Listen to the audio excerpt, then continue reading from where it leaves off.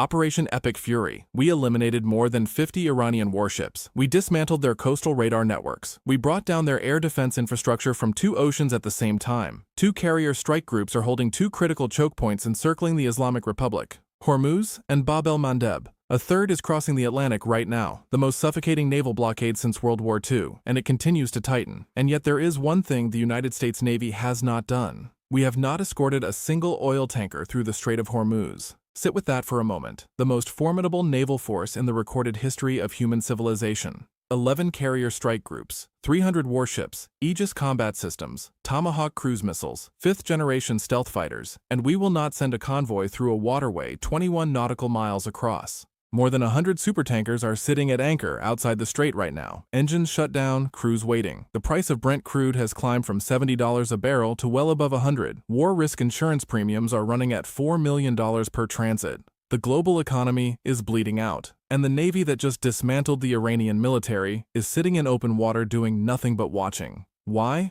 Not because we lack firepower, not because we lack resolve. Because the Strait of Hormuz is not a test of strength, it is a test of mathematics, and the mathematics say very clearly, do not enter. Subscribe to Navy Decoded because the people who serve deserve an audience that actually understands the mission. Type proud in the comments. To understand the math, you first have to understand the map and the trap that was constructed inside it. Open the map, look at the Strait of Hormuz, 21 nautical miles at its narrowest point. That sounds like a wide corridor. It is not, because commercial shipping does not use 21 nautical miles. Commercial shipping uses the traffic separation scheme. 2 designated lanes, each 2 nautical miles wide, divided by a 2 nautical mile buffer zone. 6 nautical miles of usable corridor in total. Now place a vessel in that corridor. A very large crude carrier, a supertanker, stretches over 1,000 feet from bow to stern, beam 200 feet, draft 72 feet below the waterline. You are not sailing a ship through an open ocean. You are threading a building through a hallway, and the hallway has walls on both sides. One of those walls belongs to Iran. This hallway carries 20% of the world's crude oil. 20 million barrels per day. It also moves nearly 20% of global liquefied natural gas and a third of global fertilizer trade. Block this hallway, and you do not simply disrupt an oil market. You disrupt the supply chains that keep modern civilization functioning. Hormuz is not an oil choke point. Hormuz is a civilizational choke point, and right now it is sealed shut.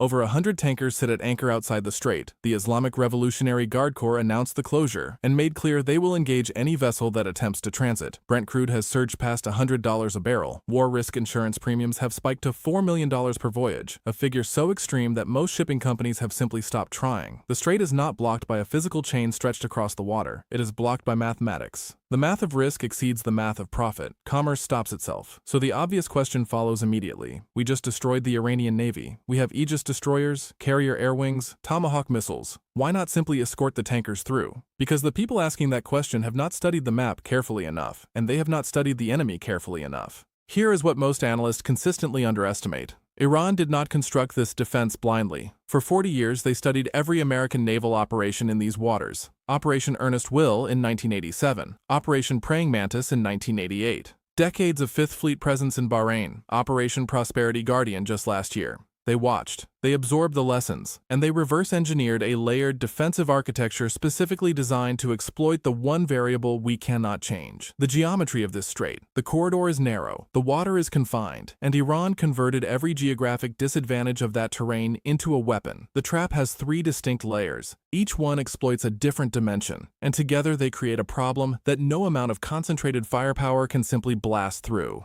10 days of sustained air and naval strikes have demolished most of that architecture. Over 50 Iranian warships destroyed or rendered combat ineffective. Roughly 300 missile launchers eliminated. 200 air defense systems gone dark. The surface fleet no longer exists as a coherent fighting force, and yet the strait remains closed. Because the question is not how much we destroyed. The question is how much survived. And in the mathematics of Escort, where one weapon striking one tanker cancels all the victories that came before it, the answer is brutal. 90% destruction is not enough. Escort demands 100% certainty, and the gap between 90 and 100 is precisely where this equation falls apart. Look at what remains. This is the layer that air power alone cannot solve, because the damage is already done. Iran began laying mines before the first bombs fell. United States intelligence confirms dozens are already in the water. Contact mines, moored mines, bottom influence mines scattered across the shipping lanes. Iran holds an estimated inventory of between 2,000 and 6,000 of these weapons. We destroyed 16 mine-laying vessels and struck storage facilities. That slowed the rate at which new mines were entering the water. It did not remove the mines already sitting on the seabed. You cannot bomb a mine out of the water. You must locate it in murky, current-driven water across 360 square nautical miles of ocean floor, classify it, and neutralize it one at a time. The Avenger-class mine countermeasures fleet has been almost entirely decommissioned. 4 ships remain, forward deployed in Japan, 4,000 nautical miles away. Experts estimate that fully clearing the strait could take several months. Remember the mathematics from 1988. The USS Samuel B. Roberts struck a single Iranian contact mine during Operation Earnest Will. Cost of the mine, $1,500. It blew a hole the size of a car through the hull, fractured the keel, and flooded 2 compartments with 2,000 long tons of seawater. Repair cost, $89.5 million. A weapon cheaper than a used motorcycle nearly sank a warship. Now place that same mine beneath a supertanker carrying 2 million barrels of crude oil. The mathematics get considerably worse. Mines hold the floor, and the floor cannot be cleared by firepower alone. That is layer 1. Now look up. We eliminated roughly 90% of Iran's missile launch capability. 300 launchers destroyed. That is an extraordinary operational achievement, the kind of suppression campaign that would end most conventional conflicts. But Hormuz is not a conventional conflict. It is a corridor. And in a corridor, one surviving launcher is sufficient. Iran's coastline along the strait is the Zagros mountain range dropping directly into the sea. Ridgelines, valleys, caves, tunnels. For 40 years, the IRGC pre-positioned mobile transporter erector launchers throughout this terrain.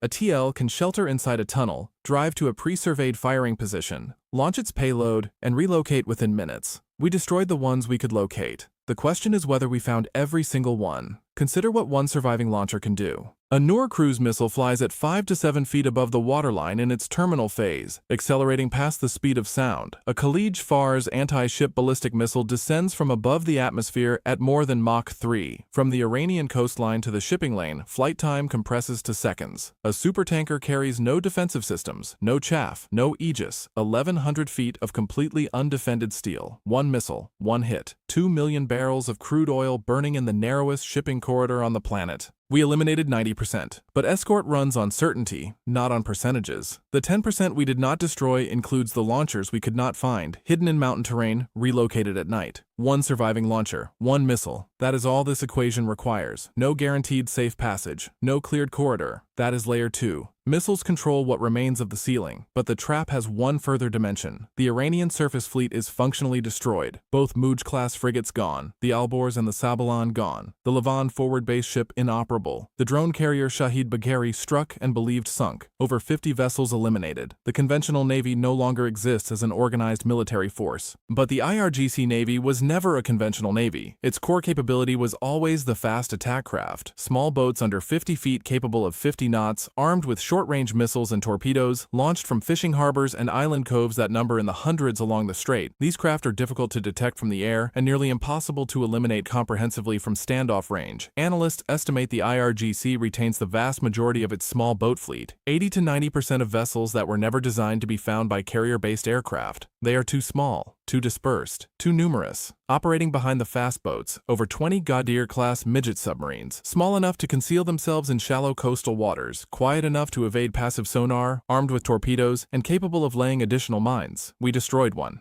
The rest dispersed into coves and harbors along the strait before the first strikes ever hit. And alongside them, explosive unmanned surface vessels, kamikaze drone boats that have already struck at least 2 tankers since the strait closed. They do not need to survive. They simply need to arrive. The swarm has been reduced. It has not been eliminated. And in a 6 nautical mile corridor, even a diminished swarm presents a threat that no escort commander can responsibly dismiss. Stack what remains. Mines on the seafloor, months away from being cleared. Surviving launchers in the mountains, impossible to certify at 0. Remnant fast boats and drone vessels on the flanks. The trap has been significantly degraded. Degraded is not destroyed. We eliminated 90%. The remaining 10% is sufficient to make Escort a calculation that no engineer would accept. Now I can anticipate the objection. We have 2 carrier strike groups in theater, a third on the way. Thousands of combat sorties flown, more than 3,000 targets struck. Why not simply finish the job and push the tankers through? Because the 3 remaining problems do not respond to additional bombs. The mines are already on the seafloor. You cannot bomb them out. You must sweep them with ships we do not currently have in theater through a process that takes months. The mobile launchers are concealed in mountain terrain that has been deliberately fortified for decades, and no commander can certify that zero tells survived. And the cost of being wrong is catastrophic. One mine beneath an Arleigh Burke means $2 billion in damage and a conflict that just doubled in scale. One missile into a tanker means 2 million barrels of crude oil burning in the world's most critical shipping lane. The expected cost of failure outweighs the expected benefit of success. An engineer does not accept that wager. So what is the actual strategy? This is where the geometry inverts. And this is the insight that virtually all mainstream commentary fails to recognize. We do not need to enter Hormuz. We never did. Look at the map again. The USS Abraham Lincoln Carrier Strike Group holds position in the Gulf of Oman, east of the strait. The Lincoln does not need to push through the choke point. From its current position, its air wing controls the eastern approach entirely. Nothing enters or exits the Persian Gulf without passing through the Lincoln's surveillance and strike envelope. Now consider what that means for Iran. The mines that closed the strait to commercial tankers also closed it to Iranian exports. Iran exports roughly 1.4 million barrels of oil per day, and virtually all of it must pass through Hormuz to reach any paying customer. The strait is sealed from both sides simultaneously. Commercial tankers will not enter because of mines and residual missile threat. Iranian tankers cannot exit because of carrier strike groups and complete air supremacy. Iran constructed a trap to keep us out. The trap functioned as designed, but the trap is not unidirectional. The same mines, the same missiles, the same geometry that prevents American Escort also prevents Iranian commerce. Iran is suffocating inside the fortress it built for itself. Revenue collapsing, fuel reserves finite. The capacity to sustain military operations without export income measured in weeks, not months. The carriers do not need to enter the hallway. The carriers sit at the entrance and wait. Time belongs to us. Every day the strait stays closed. Iran bleeds economically, while our carrier strike groups rotate fresh supplies from logistics chains spanning 2 oceans. We possess the endurance of nuclear propulsion and global supply networks. Iran possesses the endurance of a heavily sanctioned economy with its only export corridor sealed shut by its own hand. That is not a stalemate. That is a siege, and the besieged party locked itself inside. If this breakdown changed the way you see naval power, if you now look at a map and see mathematics instead of borders, subscribe to Navy Decoded and share this with someone who respects the service. So why does the most powerful navy on Earth refuse to escort tankers through a 21 nautical mile strait? Because Hormuz is not a test of strength, it is a test of mathematics. And every engineer in this audience already understands. You do not solve an equation by running directly into the wall. You go around it. Iran spent 40 years constructing a trap at the front door. We hit it with everything we had, destroyed 90%, and the remaining 10% is still sufficient to seal the corridor. Because in a 6 nautical mile waterway, 10% is not a rounding error. 10% is a burning supertanker. But here is what Iran miscalculated. The trap was designed for a navy that needed to enter the strait. We do not. In our previous breakdown, we showed you how carrier strike groups positioned at Hormuz, Bab el-Mandeb, and Suez created a geometric siege encircling the Islamic Republic. Now you understand the final piece of that geometry. The Lincoln holds position east of Hormuz not because it cannot enter, but because it has no reason to. The door is locked from the outside, and Iran cannot ship a single barrel of oil through the door it sealed shut with its own mines. Iran laid a $1,500 trap at the front door. We did not open the front door. We locked it from the outside. And now the trap imprisons the one who set it. That is not firepower. That is geometry. That is patience. That is engineering.